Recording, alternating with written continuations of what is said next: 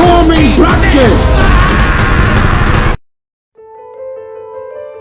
What's going on, everyone? So welcome to the latest podcast episode. I am joined once again with Dennis Bereznyak. He previously helped work on the 6 Feet Under podcast. You guys can check that out down below. Dennis, how do you feel to be a part of this episode of Chernobyl for the podcast? I'm very excited to talk about this because I had a great time discussing 6 Feet Under with you 2 months ago.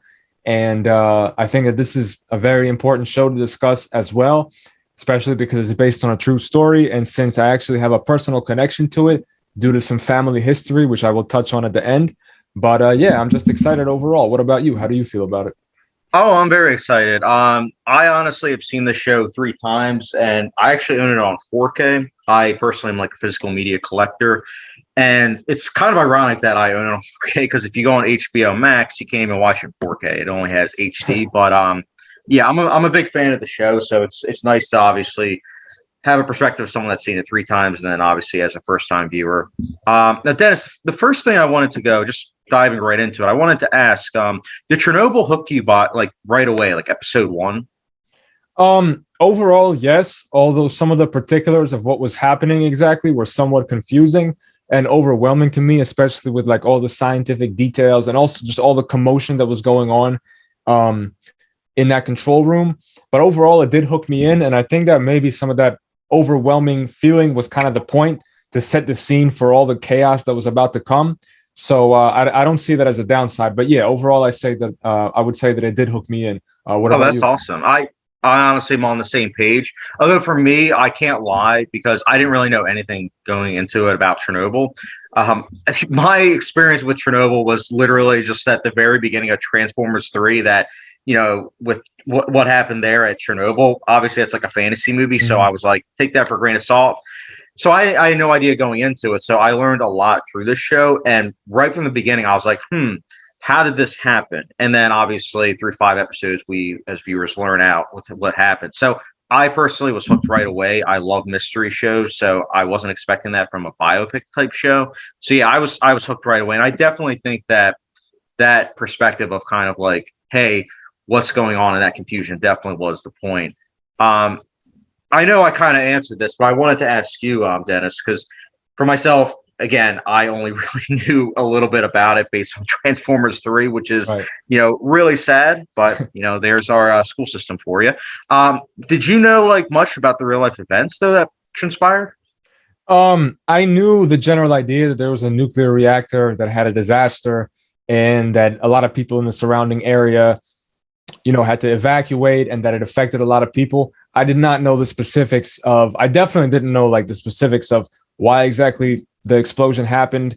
I didn't understand really the magnitude of the error that the people working there manifested, and I didn't understand how much of a cover up it was. I knew that the government covered it up to an extent because through growing up with parents who are from the Soviet Union and grandparents especially, they told me about how corrupt the Soviet government was and how they did try to cover up any kind of information that might make them look bad, but I didn't know the extent to which that happened. And I definitely didn't know, like I said, the specifics of what took place that caused the disaster. Right. And that's fair. I mean, especially like you said, with all, that you've grown up with and through family background and everything, that definitely makes a lot of sense. And that's honestly why I actually got asked this, because I'm very curious, because I knew this going into the show, but did it bother you that the actors and actresses weren't speaking Russian and were having Russian accents? Because, obviously they're all British actors speaking in their native language. So did it bother you? Honestly, yes, it did, because it's just, I see their names like Ligasov and Kamyuk and Ignatenko, and like these are names that these last names, I know how Russian they are because I know people in real life with similar last names and from a similar culture. And I know for a fact that they would never speak this way. Obviously, it's in English, but even if they tried to speak English, they wouldn't be speaking English with a British accent. So to me, it kind of did throw off the realism of it. But that's not the point. I realize that because most people watching the show are not people from the same background as me. So to them, it doesn't really matter. And if I watch a movie about like ancient Greece and they have an English accent, that doesn't really bother me because I don't really know a lot of Greek people. So I understand. It's not like I have a problem with them doing this, but to me personally, it did kind of it was kind of weird, and it was like a bit of a barrier from getting into it all the way, just because I could sense the realism or lack thereof of simply how they were speaking. So to me, and that actually, it's funny you say it, because I was actually going to say, do you know why they did that? Because I actually know the reason, and it's very interesting, honestly. I don't know the reason. I'm assuming I just thought maybe they didn't have enough Russian actors that could also speak English or that were willing to do the part, but I'm not really sure. So what is the actual reason? The actual reasoning is because they looked at it and they said, okay, we could have it where there's Russian actors and that we could have in subtitles and everything. But unfortunately, just because a lot of audiences, especially in America, don't like subtitles, they know that it wouldn't reach out to broader audience. Right. So the other thing was that they realized, okay, well, if we have American actors and they're even attempting Russian accents, that's going to be distracting for a lot of viewers too, and it might throw things off. So what they said was, well, you know what? Screw it. Let's just have it where they speak in their native language, and so that way we're able to reach a broad appeal, which normally I wouldn't be okay with, but because it's such an important topic, I personally was okay with. And honestly, I honestly wasn't even sure if I was going to watch the show. My one friend, John, shout out to him actually, because I remember he sent me the trailer and I didn't watch it, which normally I would if someone sends me a trailer, but I didn't watch the trailer. And then I actually hung out with him and he literally said, dude, did you watch the trailer? I was like, no. And he's like, you got to watch the trailer. And then I was like, I said the same thing you did. I was like, wait a minute. I was like, this is like a Russian disaster that happened. Why are they speaking? And then he told me that. And I knew that going into the show. And I was like, okay. So that's why, for me, I was okay with it. But obviously, like for yourself, I totally get it, because it definitely was something that if you don't go into it knowing that, it can be a bit off. So I get that. But besides that, because obviously that does make it seem a bit more different than other shows. What was something else though that made the show like stand out and rise above other like film and TV shows that are, you know, also based on like true stories, like for yourself, Dennis? Well, I feel like just in how brutal it was and how not sugar coated it was. I feel like just the sheer brutality and honesty of it, and also the kind of like the claustrophobic feeling that it gave me, as well as I suppose how hyper realistic it was. Although to be fair, I haven't seen a lot of other like shows based on real life disasters or whatever. So I don't know how much I can really compare, but to me, it seemed like it was probably more brutal and probably a lot less sugar coated than a lot of those other shows, but I'm not really sure. But what about you? If you have more experience with this, what would you say? I'm on the same page. And one of the reasons why I bring this up is because, you know, I grew up in a household where based on true story movies and shows were like basically my family's bread and butter. So I saw a lot of them, and a lot of them have it where it's like the first act, you get to know the characters. They literally take time, and it's like it's usually, you know, like a father who like, you know, just isn't there for his kids and everything, and like the disaster or whatever the events is what essentially makes them like learn to be a better father and help them out with this event.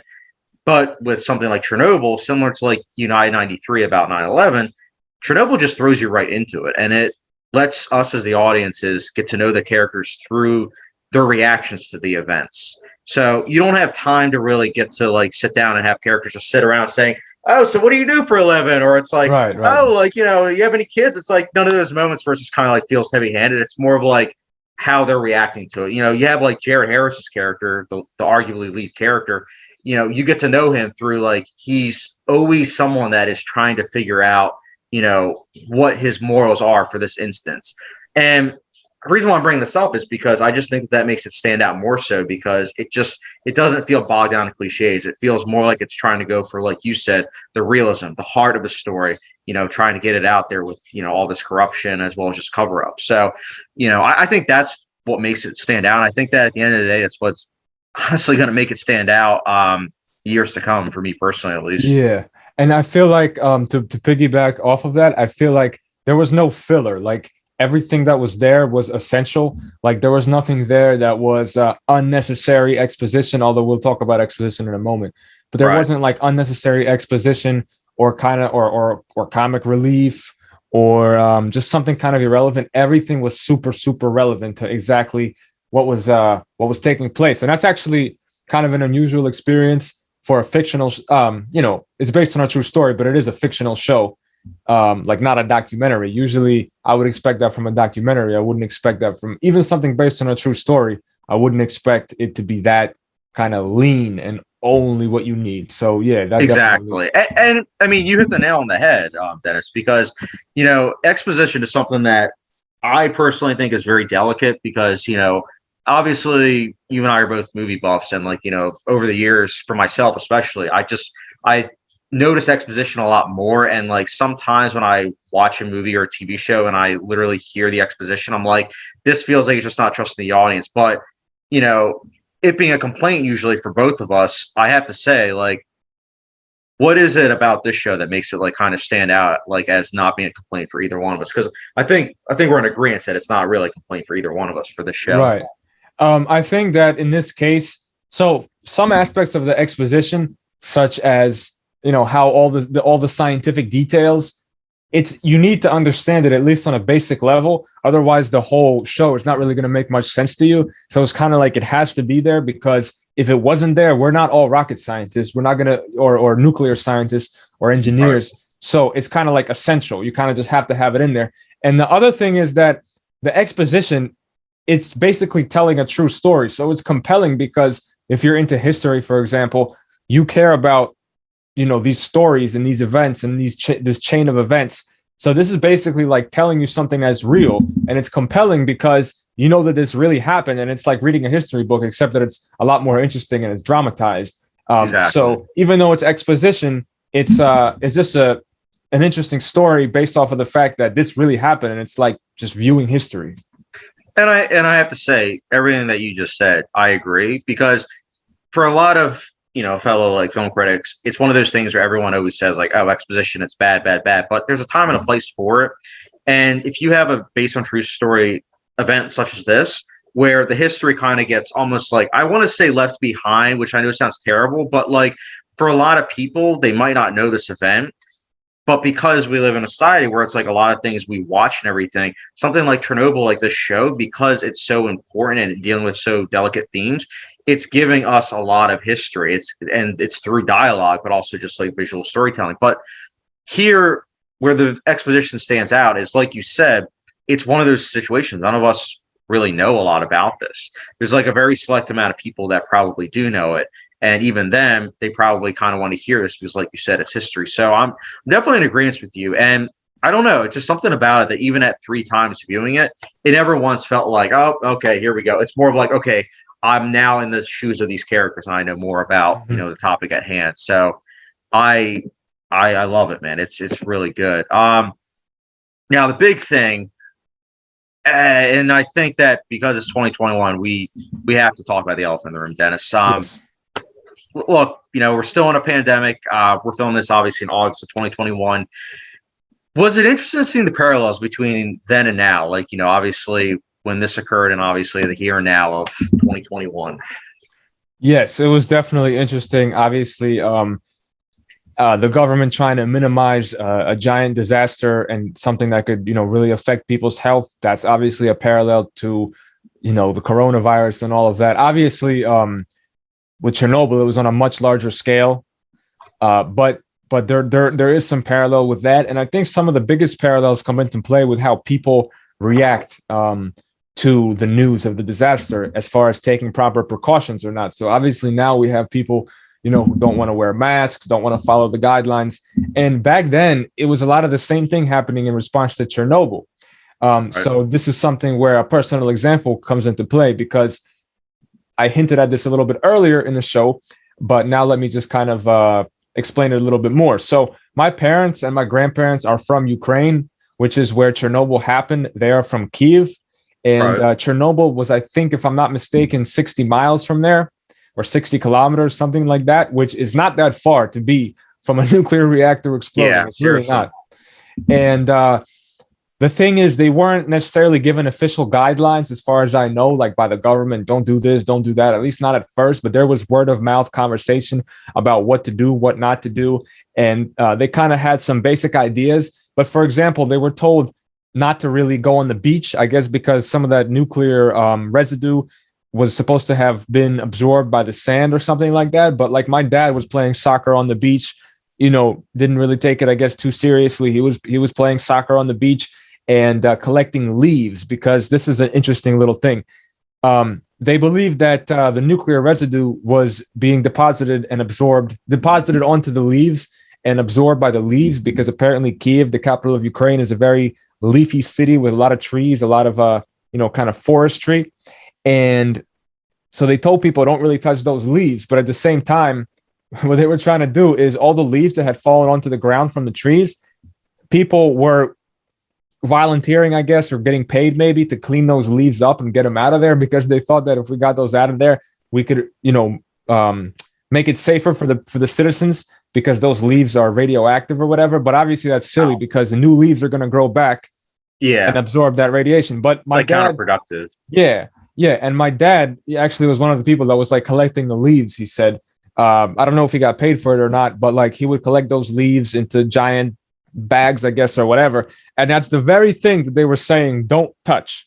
So definitely, that's a parallel. Very fortunate then to be alive. I mean, especially with all the information we know now with Chernobyl. I mean, that's wow. And it's funny, not funny like haha, but it's interesting when you watch the show too, because I mean, it goes to show. I mean, you see in the show early on, like, they're not really taking it that seriously. And then as the government kind of realizes how serious it is, and the scientists, you see that perspective, but then you see the everyday citizens, which I really liked. And they're like, everything's fine. It's just, it's, just minor. And then even when they find out that like it is major, it's kind of like at that point, they're like, if we die, we die. Like I think it was episode 4, that one old lady who was just like, milking the cow. I think about that scene. I mean, that scene is just, it's chilling.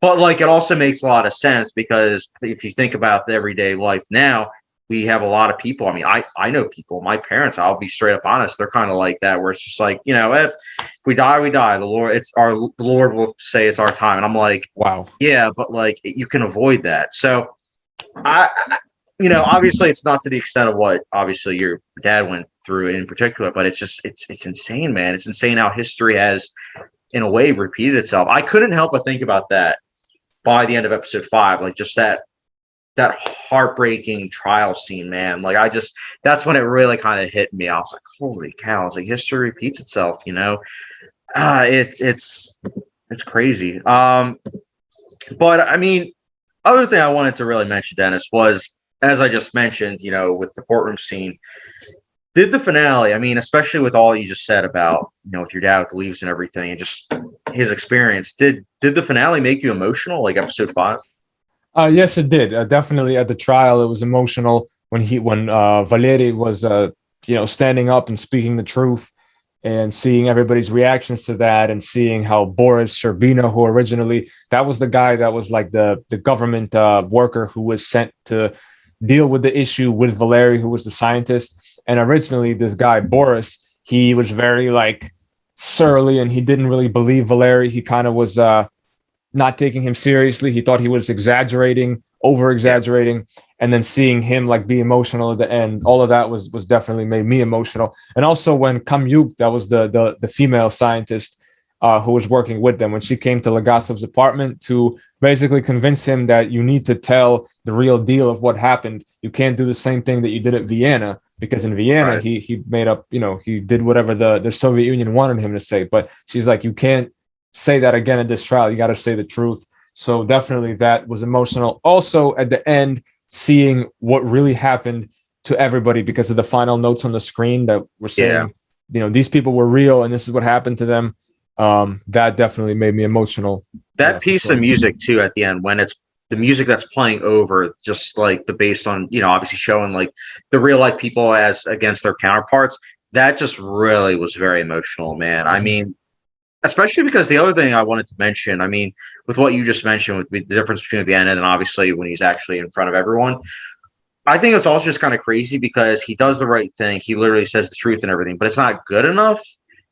And that is why, like, it literally took him killing himself, essentially, leaving all those tapes and everything for it to get leaked, because at that point they literally could not acknowledge it. And it's like, it's kind of crazy that it goes literally, I'm speechless, honestly, because then the last line he says, what is the cost of lies? And it just kind of shows, It's like it literally cost him his life, and it's crazy. That finale, it has like, I mentioned on 6 Feet Under, like IMDb, so I'll mention it here again. The finale of Chernobyl, it has a 9.9 out of 10. And honestly, I agree with it. Like, I do think that it's one of the best TV episodes I've seen personally, because as you mentioned, it's very emotional. It's dealing with a lot of important issues that are timely, more timely than ever. But I saw this when it was airing. And even when I was watching it as it was airing, I knew I had just experienced something very special, and very emotional, very heartbreaking. Um, it's amazing. I know I keep saying that, but like it's literally speechless. You know, I can't get I can't get over it, honestly. Um, but going back to, because I know I mentioned about, like, obviously taking in the viewers and kind of like, just moving both of us, Dennis, because you and I both said how great it is. I wanted to ask about the cinematography, because the cinematography right from the beginning for myself, I could tell it was very unique. But what made the cinematography so unique for yourself, like when you were like watching this? Well, I guess so. I don't really know too much about cinematography, but I guess the colors were very bleak, not bright at all. So if that's an aspect of cinematography, then that's definitely something that stood out to me. Right. Other than that, I'm honestly not really sure, just because I'm not very well versed in the technical aspects. So what about you? Could you explain more about this? Oh, absolutely.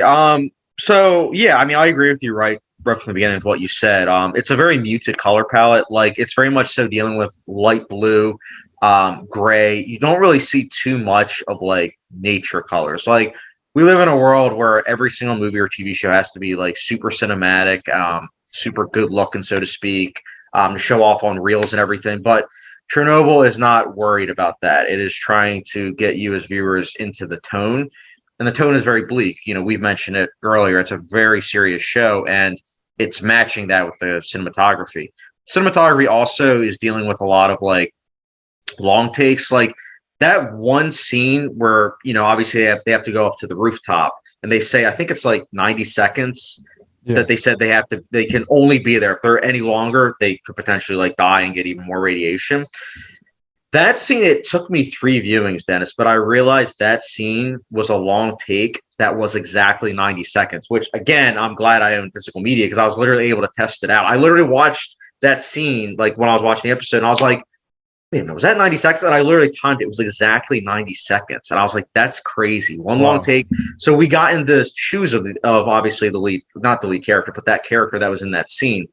And I don't know, the muted color palette, the usage of long takes, it's very absorbing, and I don't know, it's just very good. And I thought that, again, it just stood out just because of that. So yeah, like you said, I know that it wasn't like necessarily like cinematic or something that was like a big deal, but I did think that it was very interesting to see that it wasn't like super bright and colorful, Right. because I feel like that would have kind of taken me out personally. But going to other things, obviously that's one aspect of filmmaking. How important is it, for to be able to understand like the science behind the events of Chernobyl, in order to appreciate this? Because, obviously neither one of us are like scientists, but do you think that all the scientific details like enhanced or, detracted from the overall experience? So I think that it's important to be able to follow along with the general idea of the fact that, this kind of disaster had happened before, and the Soviet Union didn't say anything about it because they want to preserve the image of being, top dog at everything they do. And therefore, when the scientists pressed that button, the AZ5, that was supposed to stop, I guess, the reactor from running, is supposed to shut it down. It acted as a detonator and all that. So I think kind of understanding that, as well as other general ideas, is somewhat important, because if you don't understand it, then you just know that it's a disaster happening. Like, you're like, oh man, it's a terrible disaster, and it's a lot of chaos, and the government's covering it up, and Right. all that, but you don't get as much out of it. Honestly, for me, I did get lost pretty easily in all the scientific details, because I'm just not really good at that stuff. So I was at certain parts of the show like confused. But what I tried to do was appreciate it for what it was, and I still got a lot out of it. And then I went back after the show, after I had finished watching the show, and I researched the specifics, and then it all kind of came together in my head. So I would say that it's fairly important to understand the scientific details, not super detailed, but I would say at least on some level it is kind of important. And that was, like I said, a bit of a struggle for me, but that's just me. I don't think they did anything wrong specifically. And I mean, it kind of goes back to what we were saying about how the exposition didn't feel kind of like forced. It felt very natural because, again, it's dealing with very scientific stuff. And I mean, like you said, it's because it wasn't just a disaster. It was something that obviously had happened in real life. It's dealing with a lot of things that it's trying to get us as an audience to kind of understand. But I do think that the show, even if you don't understand all the details, which I'll be honest, kind of like you, I was following along, or at least attempting to, but the first time I watched it, I did have to look up some stuff.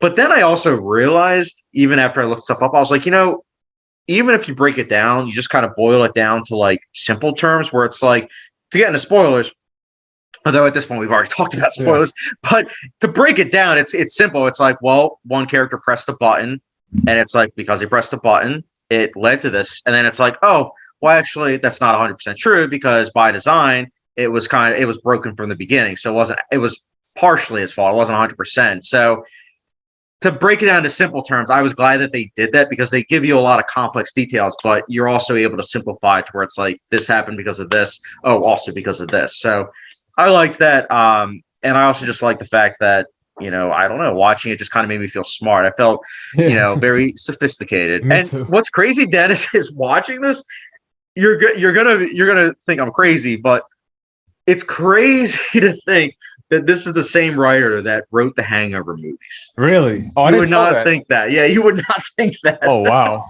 Yeah. Wow. This guy okay. that's writing comedies is like writing. He ends up writing one of the best TV miniseries in our history. So it's insane. I did not But know that. dude, I know. I had to tell you. It's insane. Ironically enough, I mean, with the Hangover movies, have you seen them? I've seen the first one for sure, because that came out in 2009, I think. I was in the freshman year of high school, and that was like, if you were a teenage boy around that time, like, you had to see it. It was like required viewing. So yeah, I did see it. I wasn't as big of a fan of it as some people were. I think it's a good movie, but people were like so fascinated by it. I don't quite think it's on that level. And I think it's just okay too. I see. I didn't watch it till later on, just because of like my upbringing and everything. Like, I wasn't allowed to watch R-rated films like around that age, but I did end up watching it like late teenager, and I wasn't a big fan of it. And I actually rewatched a couple months ago, because I was like, oh, I'll maybe get the humor even more, and I got the humor, but I thought it was okay. Right. But the interesting thing is, since we've both seen The Hangover, obviously that movie deals with like a tiger. This movie also deals with animals, but obviously it's a much different kind of way, which I wanted to get into, because I think it's something that is important to talk about, especially because if viewers that are watching this haven't seen Chernobyl, I think they should know. But what were your feelings on them having to kill domestic animals, like, in the show? Like, do you think you could do it? I mean, it really messed me up. So at first, I didn't understand what they were getting at, like, because when they first showed those scenes where I think it was Pavel, and then I think Gacho, and I actually have it written down. Let me make sure I get it right. Bacho and Garo and Pavel, and when it was introducing like that young military or whatever, that young guy, and when they were kind of setting that whole scene, I didn't understand what was going to happen. What was this guy? Well, and then when I found out that they had to just kill all the animals on site that they saw because the animals might be radioactive, I was like, whoa, like that messed me up. I'm like, wait a second, that's what's happening here. So that really, honestly, that kind of messed me up, probably just as much as some of the scenes of the carnage that took place with the humans. And I'm not even like a big animal lover. Like, I'm not a huge animal person, but still, just that you had to kill these innocent random animals that people used to love as pets, and you just have to shoot them down in the street like dogs, literally, because they are dogs. And Dennis, also the other thing to keep in mind, someone that's like really into filmmaking, the other thing was that there wasn't any music. Obviously, also with the muted color palette, like, it feels more realistic. Like, you don't really feel like you're watching like TV or a movie because there's no sound or anything. I feel like if there was like a heavy score and everything, like dun dun dun dun, or it would kind of like take you out. Yeah. But because there's no score, it just makes you feel like it's actually happening, which obviously is stomach churning. Because I'm in agreement with you.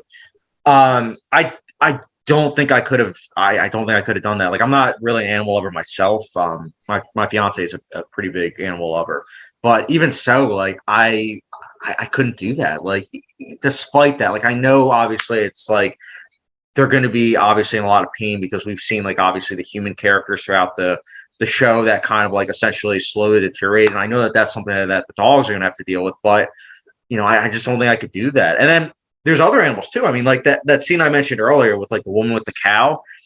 I'm not a cow lover either, but I mean that scene with the cow was very hard to watch. And honestly, I had to look it up too as to why they had to do that. Like the guy ended up having to do that anyways. Like obviously he did that to get her out of there, but I ended up looking it up the third time I watched it recently.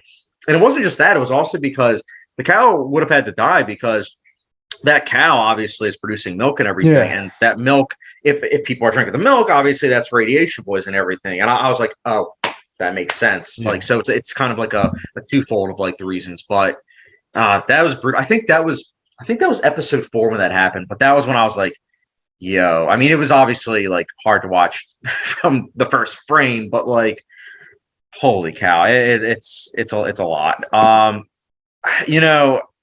It really takes you back. But ironically, Dennis, the thing I wanted to mention, ironically enough, I watched that the second time. Like when I watched the second time, I showed my fiance.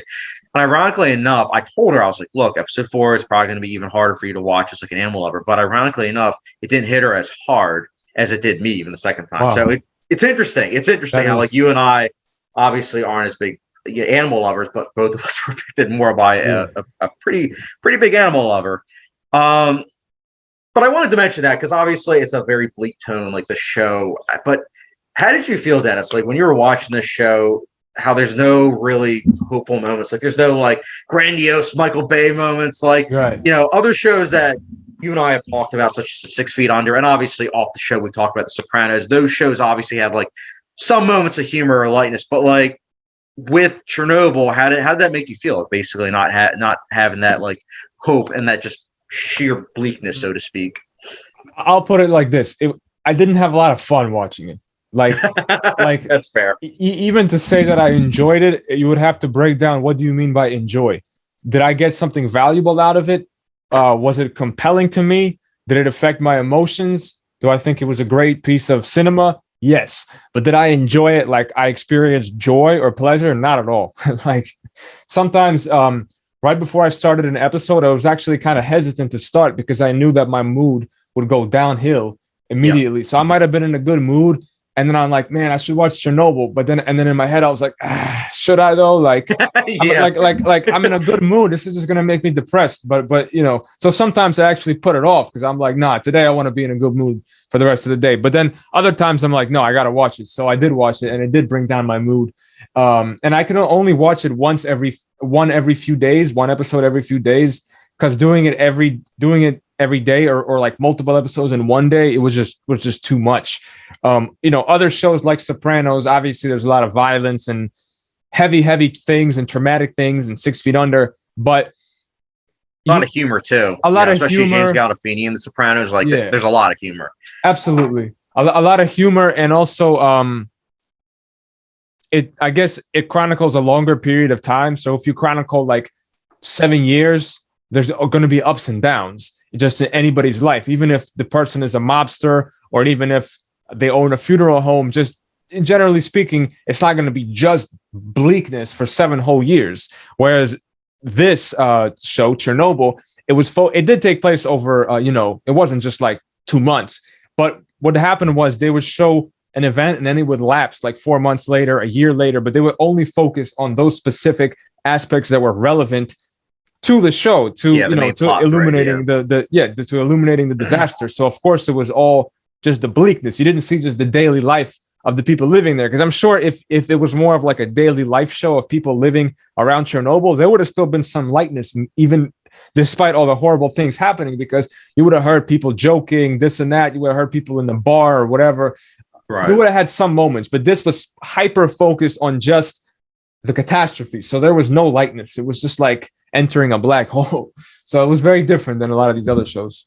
And I'll be honest, it's gonna sound interesting or kind of like warped, but I'm not gonna lie, I do enjoy the show. I mean, obviously I've seen it 3 times. I own it on 4K, but I enjoy it. But see, my thing, Dennis, is this: when I experience like a tour de force of filmmaking, so to speak, or like you said, cinema, it just puts a smile on my face. But at the Right. same time, if it's like super bleak the way it is like this, it's like one of those things where it's like, okay, if I need a reminder, like if I watch like a lot of movies or like a show that I'm like, like this wasn't that good filmmaking, or I just wasn't entertained.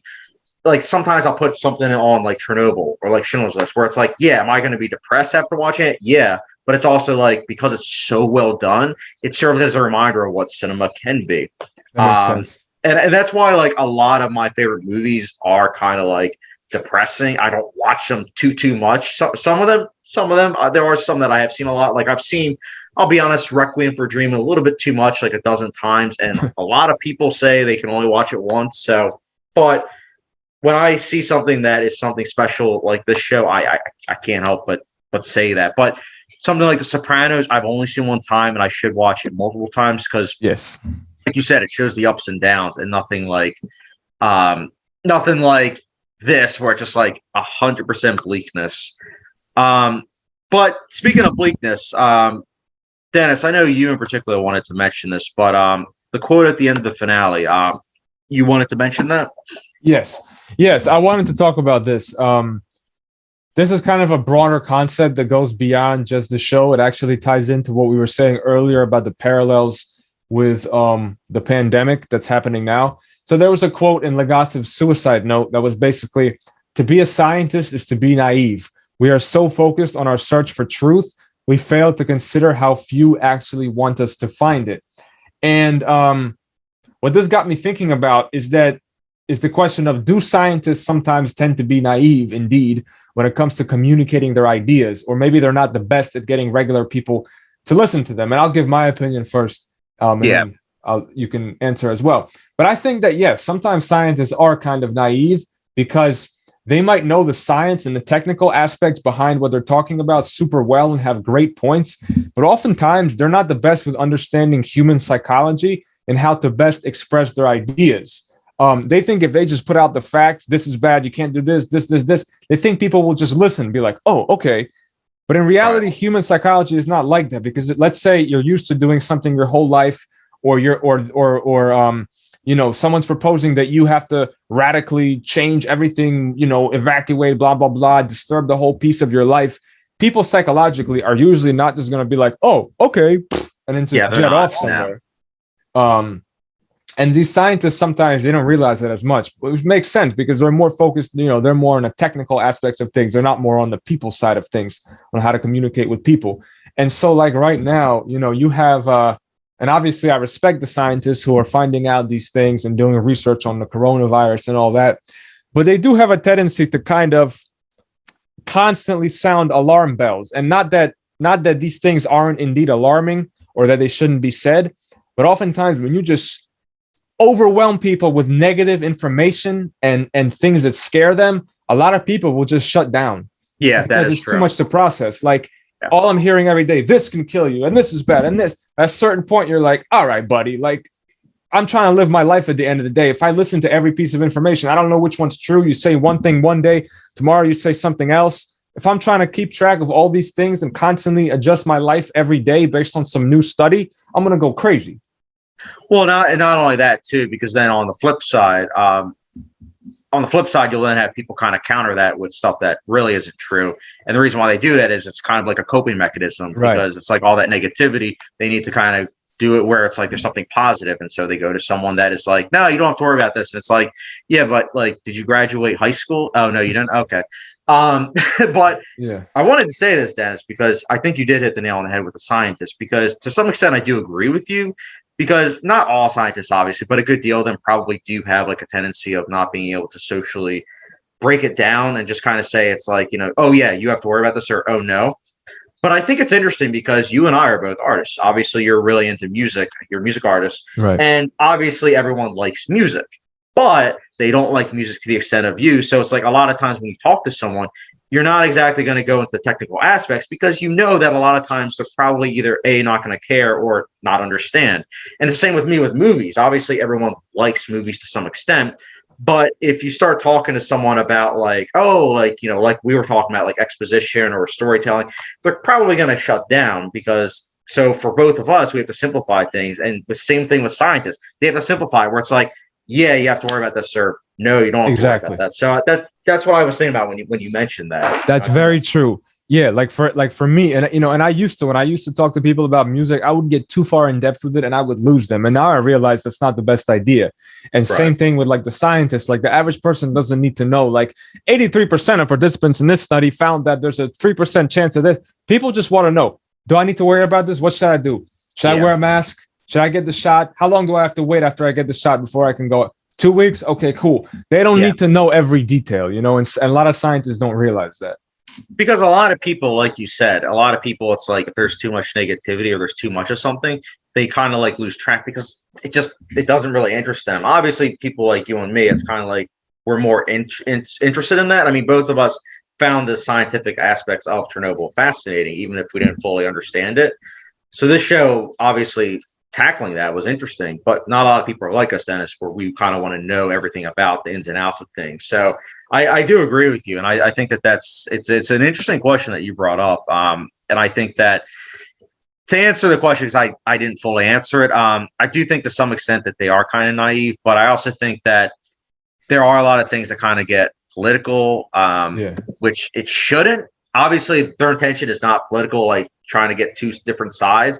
They're just like, here it is. And then obviously from there, it's like you just let the parties have at it, which is interesting to say the least. But speaking of politics, I mean, we got to talk about it, Dennis.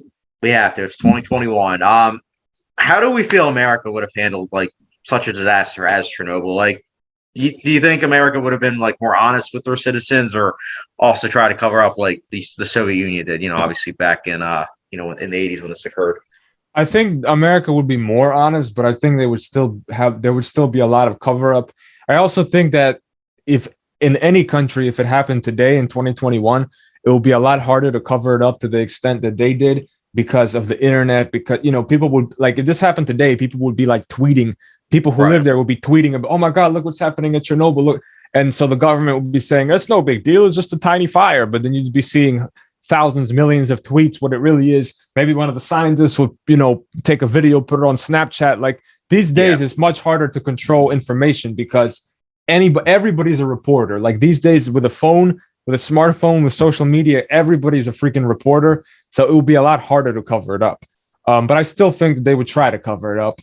I don't know how exactly, but I do feel like I don't think they would just completely give people the honest to God truth. I think there would be some cover up. What about you?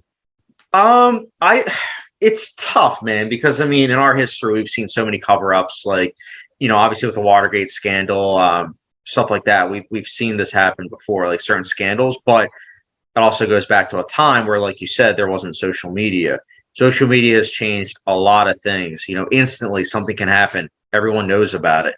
And I think that that's something that, to some extent, it wouldn't have been something that could have really been covered up. And I think that also going back to, obviously, COVID-19, I think that a lot of people, when they're trying to obviously showcase like the similarities between Chernobyl, what happened there, and obviously what happened in America, they kind of don't look at the full picture and realize that sure, there's cover up that happens in every single country, but to the extent of covering up like the origins of where COVID-19, it's like it doesn't really matter. What matters is that we're trying to do the necessities to try to do that, and we unfortunately obviously weren't ahead of the curve. Like we had the information, but we sat on it and unfortunately didn't do anything. You watch Chernobyl, and obviously you know the history of Chernobyl, you realize that also happened. People were sitting on information and they didn't do anything about it. They said that it wasn't serious or anything, and even when it did come out that it was more serious, because of that, there was just kind of like a lack of trust of the government, so to speak. And I feel like that's kind of like with what happened. Those are similarities where because of that, because of not letting the information out right away, there's kind of like a distrust. But going back to what you were saying about the scientists, breaking it down to where it's like panic or no panic, I feel like that's something that's like a fine line of like what happened at Chernobyl and obviously with what's happening in America with the COVID-19, pandemic. I mean, so basically what I'm trying to say is I know I'm going all over the place. I think that it's a very delicate kind of matter. And I don't really fully know if America would have been 100% honest if Chernobyl did happen now. But again, it's kind of hard to say because of obviously social media and a lot of things just getting out and just so many different divides. So I think I'll put it like this. I think so. The Soviet Union flat out lied in many ways. They flat out said things that just weren't true when it came to Chernobyl. I think America wouldn't necessarily flat out lie, but I think that they would spin things a certain way that was politically beneficial to whoever, whatever party, whatever person was in charge. They would spin it in a way that might not technically be a lie, but the way that they're expressing it and the perspective they're giving on it, and the parts of the story that they're emphasizing versus the parts that they're de-emphasizing would definitely be painting a certain kind of narrative. So you still wouldn't get a full picture, but I don't think America would flat out just lie. That's my opinion. yeah, I think I would agree with that. But I also wanted to add another point. Even if they told the truth, would America believe it? Right. That's what it also kind of comes down to. Is it too little, too late? Is there just a lack of trust now, 100%? Like with it, it brings up a lot of questions. And that's going back to Chernobyl. That's what I loved about Chernobyl is that it brought up questions and like more timely than ever. It's just great. One thing, Dennis, I know that obviously we don't want to get too political, but about negatives. I wanted to ask you, do you feel as though there's really any negatives with the show, or like did you have like any particular ones? Because I know we're both pretty positive, but was there any negatives that you had? The only negatives that I have are mostly personal, so I can't say, oh, this is a objective flaw. It's more so based on my preferences and just who I am. So, like we mentioned earlier, the British accent being spoken by Russian characters kind of threw me off as someone who knows a lot of Russian-speaking people, but we know the reason why they did that, which you explained. So I'm not going to say that that was a mistake. It was just me personally. It threw me off a little bit. And the other thing that we also mentioned is that all the scientific details confused me at times. But maybe some people would be able to follow along more with them as they were being explained. And also, I don't think it would have been possible to really make a show about Chernobyl without at least some of those details, because otherwise there wouldn't be a whole lot of context. So, I did get confused at certain times with all the details, which to me could be perceived as a negative, but I wouldn't call it an objective flaw or anything like that. So what about you? Right. Well, and going to what you were saying, I mean, it's also kind of difficult because, for Chernobyl, obviously, because it's tough to watch. Like for myself, I was confused the first time I watched it too with certain things, but obviously because I knew I was going to watch it many more times, it wasn't really an issue because I knew that I was going to come back to it and probably pick up on that.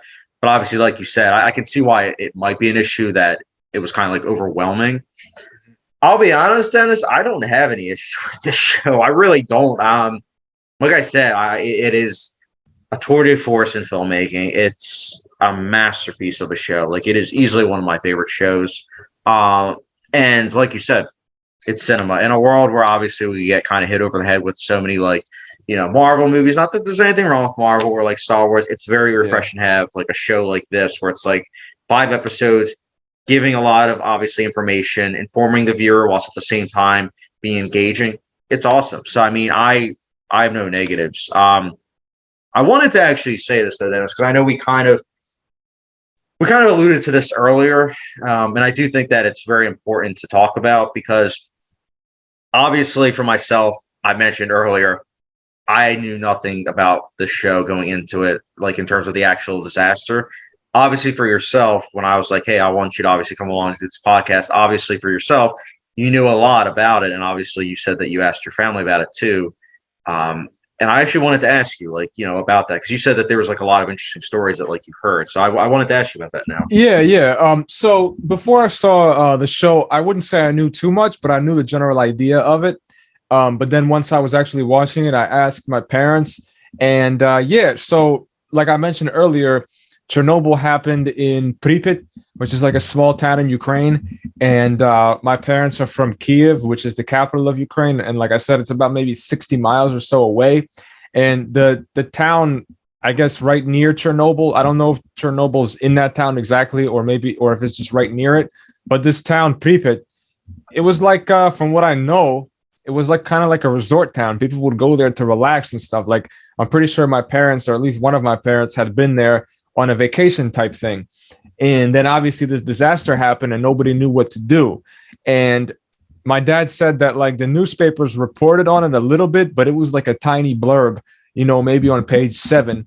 It was a blurb like 10 lines long saying, oh, there was an accident, there was an incident at the reactor, but everything's under control, blah, blah, blah. So they definitely didn't really portray the severity of it. And people at the time had all kinds of mixed opinions and theories on what they should or shouldn't do. My mom left for Moscow. I believe she stayed there for 3 months after Chernobyl to get away from some of the reactivity that was in the air, the nuclear reactivity. So she did that, and then she came back. My dad stayed in Kiev, I'm pretty sure. And like I said, he played soccer on the beach, and that was something you weren't supposed to do because they were afraid that I could be wrong, but I guess that the residue, the nuclear residue would be in the sand and stuff. He did that leaf collecting thing where people were, collecting leaves because they thought that getting all the leaves out of there would somehow stop a lot of the radiation. But obviously, more leaves grow back with more radiation. You can't just indefinitely collect every single leaf that falls off of every single tree. Right. And in the meantime, if you're picking those leaves up, you're the person doing that. You're exposing yourself potentially to the nuclear radioactivity. And so the thing was, though, that from what my dad said, I don't know how 100% accurate all of this is, but there were like strong wind patterns or something that blew the nuclear reactivity kind of just past Kiev. So basically, it kind of like just skirted around it, and therefore it didn't affect Kiev as much as they thought it would, because they thought like it's only 60 miles away or whatever, is going to decimate the whole city. But the wind just happened to blow it a different direction. I don't know where exactly it blew it to, or if the place that it blew it to, how affected that place was by it, but somehow it just missed a lot of Kiev and a lot of other parts of Ukraine. They got really, really lucky by that. That's something that nobody knew. Yeah, that's something that nobody knew, like especially during the time that this movie, this series was being made. They didn't realize that, the wind's going to actually, blow it a different way. But that kind of was really fortunate, because if it wasn't for that, I mean, I don't know, I might not be alive today, because this happened in 86 and I was born in 94, the end of 94. So who knows? Wow. But yeah, so that's insane, man. Yeah, but that's basically, I would say, most of the personal connection that I have. I mean, that's a pretty big personal connection, though, because I mean, literally, if the wind had blown in the right way, like you might not have been here, obviously, for this podcast. Crazy. Like, I mean, that's insane, man. I mean, it's an interesting story. I mean, with what you just said, especially the part that I really, especially was able to connect with. Besides, obviously, literally a gust of wind, if it went the wrong way, obviously would have ended your dad's life, which would in turn would have not had you been here. The other thing is just with what your mom said. I mean, just like her obviously leaving and everything, but also kind of like hearing about like different perspectives on like how to deal with this and everything. Because at that point, people weren't really sure what to make of it, so that they were taking different precautions and everything. And I think that's just kind of interesting to parallel, obviously, with everything that's been going on in the past, year and a half. So it's very interesting. As I mentioned, I mean, I know I've said it a couple times, but it is interesting to hear how essentially, although obviously each year, obviously it's a different number, so to speak. It's interesting to kind of see how some things just don't change. Just a matter of like how people go about things differently. Yeah. I think when it comes to human psychology and also the nature of politics, those are things that have certain, unfortunately, shortcomings, or maybe just certain ways that they function that are kind of permanent. So in politics, people are always going to care about staying in power, and they're always going to manipulate the truth in whatever kind of way to ensure that they stay in power. And also a big thing in politics is not to rock the boat in a lot of ways, because, people get scared and it's harder to manage them. So that's a big reason why a lot of these things will get covered up or underreported.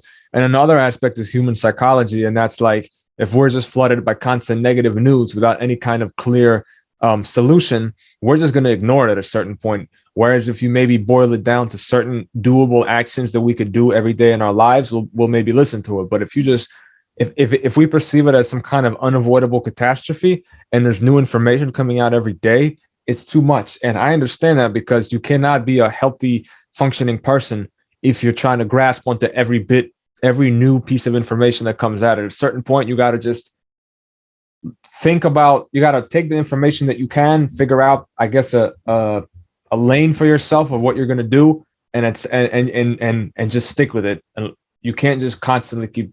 And it's a tricky line, Dennis, too, because, obviously there's no right way, so to speak. But I will say this, like with that, obviously we've experienced someone, in terms of politics, that obviously had a lot of power and wanted to stay in power. We've experienced that. But I think more to the point of we face constant negativity like all the time. And obviously a lot of people have to compartmentalize that. But I think the issue is a lot of times people then go the complete opposite direction, where they just are 100% all about positivity. They don't want any negativity in their life. And because of that, they almost live in a fantasy, so to speak, and not understanding that in this world, it's gray. We live in a gray world. It's not black and white. A lot of things that happen, it's there's just a muddled area of an in-between. And I feel like it's kind of hard for a lot of people to grasp that concept, as you and I both know, especially, over the past year or so. And, I think that it's something that's important for us to both say, where it's is there corruption that goes on in the world? 100%. But it's just a matter of kind of understanding that, it doesn't mean that, every single thing that people do is corrupt in some way, shape, or form. I think it's just kind of understanding that, and it's a fine line in my eyes. I personally think. I totally agree. I think, what you were speaking of is toxic positivity, because there's toxic negativity and then there's also toxic positivity. So toxic positivity is nothing can ever go wrong. Everything is great all the time, never acknowledging any problems or flaws with anything. And then toxic negativity is everything's a problem. There's nothing good. So obviously the truth is in the gray area. And I'll be honest, with my upbringing, I definitely understand that, because when you live in a religious household, at least in my household, I shouldn't say every household, because every household is different. Mm-hmm. But at least with mine, it was always just kind of we're in the end times. Whenever there was I'll be honest, a Democrat in office, it was it's going to be the end of the world. And just kind of that mentality level, I thought it was kind of positive, because it was growing up kind of with that mindset, it was we'll be away from all that, though, because of the rapture, all that stuff. When you grow up with that, it's you're getting hit with this fantasy almost of this kind of this fake hope, where you're okay, you're accepting that there's negativity, but you're also making it worse than what it is, and at the same time saying, oh, but we'll be okay, because it's going to get worse. And the reason why I'm bringing this up is because, with what I mentioned earlier, with living in a toxic positivity, as you put, which I do agree with, it's definitely something that can affect someone, similar to if you're with someone that's always negative. Think about it. If you and I, if we were on a podcast saying yeah, this TV show is terrible, or oh yeah, this event was terrible, and you have to think this way. It's viewers would kind of be okay, so clearly they don't have anything positive to say. All right, next.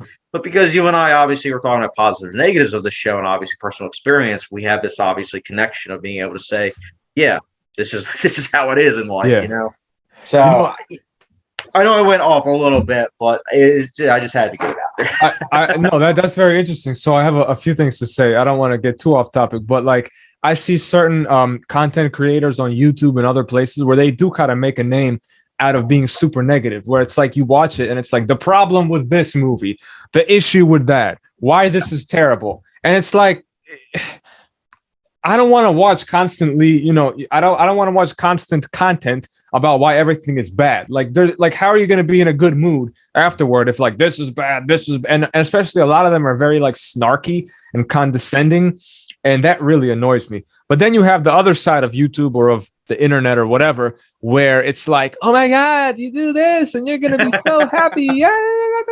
So it's equally annoying. But there are a lot of, go ahead. Oh, I was going to say, and Dennis, that is one of the reasons why I will never be a famous YouTube film critic, right? Because of that very reason. Because there are two categories in YouTube film criticism. You have the people that are I only like independent and art house movies, mainstream movies, Hollywood movies, they're terrible. And it's kind of like, okay, well, obviously mainstream audiences are not going to watch his reviews because it's negative, constant negativity. It's like, okay. Then you have the opposite end where it's like, yo, this latest Marvel movie, it's the greatest thing since like, sliced bread. It's like A+, and they're just constantly giving out A+. And then it's like, when they say they're disappointed, they still give a movie like a B+, and you're like, okay. It's not, for myself, it's not honest. I'm more of like a middle ground. I'm like, I watch both of those, those categories. I watch art house and independent movies, but I also watch, those big blockbusters. And it's like, you have to really kind of on YouTube fall into one of those categories. If you don't, you're not going to be like at like 10,000 subscribers, 20,000, 30,000. I'm just kind of like, I can't do that. I can't be fake. So Absolutely. It's interesting that you say that, like the toxic positivity and toxic negativity. And I'm sure that obviously for music, as someone that's an artist, I'm sure it's the same thing with you, obviously with your field and everything. Yeah, it's the same kind of with music as well. You got people that super criticize every type of music that's not the most pure genre that they're a fan of, and then you have the kind of people who are like you sometimes you ever see reaction videos to songs on YouTube? It's like it's so many of them. Like the song starts and it's just two notes, da da, and the person's like, "Whoa! Oh my god! Wow! I can't believe they did that! Yo, that was great!" And it's like, okay, buddy, like what do you do? And then you have the other category where it's like, nah, this is not good. They're not trying. I don't feel this. But the internet doesn't. The internet doesn't lend itself to nuance. On the internet, you gotta be one way or the other because you gotta capture people's attention quick, and people are drawn to negativity. Or they're also drawn if something's like super positive because that reinforces their own positive opinion. But nuance, it's hard for people to get that. I know this is off topic, but something you said about your parents believing in the end of times and the rapture, I couldn't believe it. Like I understand there's religious people, there's Christians, but they were to that extent where they literally thought that, oh my God, it's the end of the world and we're going to be raptured. And like, that's really how they believed. Yeah. Okay. Yeah. So, dude, it's been like my parents have been saying it for over a decade. And at this point, I'm kind of like, okay, so when's it going to happen? Like, because at this point, obviously with the role of the vaccine and everything, and I'm going to mention this because I don't think it's political. I like a vaccine is a vaccine. It helps people. Yeah. It's not political. When they heard that, like, I shouldn't say when they heard because like I didn't say it, but they sent me something about one of the Dirty Dozen, which one of the Dirty Dozen, if you don't know who they are, it's essentially 12 doctors, quote unquote, that essentially were spreading a lot of stuff that wasn't true because they've been against vaccines for like decades. So my parents sent me something that was from them. And I was like in shock because it was literally saying about how like, it will make you magnetized and everything. And I was like, God. What? And then also my parents also believe that like when you get the vaccine, it's a tracking device. And I'm like, oh my God. Yeah. I'm like, literally, we all have cell phones. I was like, they have smartphones. I have smartphones. I was like, if the government wants to track us, there we go. And then on top of that, they also think that that's like the start of like in the book of Revelations, like there's the mark of the beast, like 666. Yeah. They think that that's kind of like that. So that way the government can track us in addition to also just being like the start of it all. So yeah, man, I mean, that's my upbringing. And that's why like something like the TV show Chernobyl, it means even more to me because, this whole like essentially kind of like twists and turns of like what's kind of like severe and what's not. It's just kind of like essentially a spiral. That show Chernobyl that we're talking about, it means a lot to me because I experienced that. My parents went from like thinking the coronavirus was like really serious to then they heard some people say that it's just like the flu. It's nothing. It doesn't actually kill people. When they heard that, they didn't think it was serious at all. And they're like, now anti-vaxxers and everything. And they said that they have been for years, but you and I both went to the same school district. Yeah. And the school district we went to, you kind of had to be vaccinated for obviously other things. So it's a lot of things that essentially with to break it down to what you and I were talking about, it kind of breaks it down to like on the internet and just life in general. A lot of people just can't live with a lot of stuff in life is gray. It's either black and white. It's either you're against something or you're for it. There's no kind of like, well, but this can kind of help people. So yeah, man, trust me with that kind of stuff. It's it can be a lot to deal with because you and I we're two people that obviously are into critical thinking and kind of like analyzing things the way we have with Chernobyl. So it's just I know it's mind blowing. Trust me. Yeah. When my friends will sometimes literally be like, "Oh, so like what's new with your parents?" I'll be like, "Well, here you go." Yeah, that's wild, man. I mean, I wonder how they feel like. Do they ever watch your reviews or your content? No, no. Yeah. That I'll be honest. Like I'll say it now. I mean, they have not watched any of my reviews. If they knew I watched, not that I watched, but because they're against watching R-rated movies, so especially R-rated reviews, they would never watch them. But I've created 2 feature-length movies. I've helped out with 1 short film, and I'm obviously in post-production with another short film. They don't know I've made any of those, and the reason why I've never mentioned it is because I know that they wouldn't be proud. Because in their eyes, it's not, godly. It's not Christ-like. Right. And for myself, I'm like, but it's something I love. It's like, but for them, it's like, no, it's because obviously my stuff that I make, a lot of it would be like considered R-rated content. Yeah, they obviously aren't for that. So I've never mentioned it, and it's a shame, honestly. It really is because obviously you're close with your parents, obviously, which is good. But it's unfortunate. But I mean, that's why, like, as I mentioned earlier, that's why when I watch something like Chernobyl and it's dealing with like, cover up or just like, things that kind of like end up spiraling backwards, like I can relate to that. I can understand like, something like this show, like a creator creating something that like wants to get out there. And then, so I mean, I know we kind of went off topic, but I mean, yeah, it's trust me, I'm sure we'll go even more in depth because I know you and I will be talking about my sophomore film, Open Drive, obviously, with yes, I think the next episode of our podcast. So I mean, obviously you'll be asking even more, which it does have a lot to do with family stuff. So I'll definitely be talking about it then. But Dennis, I also wanted to say, like, I'm glad that you came on for this episode. Did you have anything else that you wanted to add? Like, no, not particularly. I think we covered everything, and I think our personal stories might seem at first like they're not completely relevant, but I think they do add to the experience. So I hope people enjoyed hearing those as well, because I think when people are discussing a show or any kind of piece of content, you don't want to just have robots that just discuss content. I think it helps to know where each person is coming from. So I hope the audience feels the same way. And I also had a great time being on this show. And I definitely look forward to the episode that we do on your second film. Yeah, yeah, go ahead.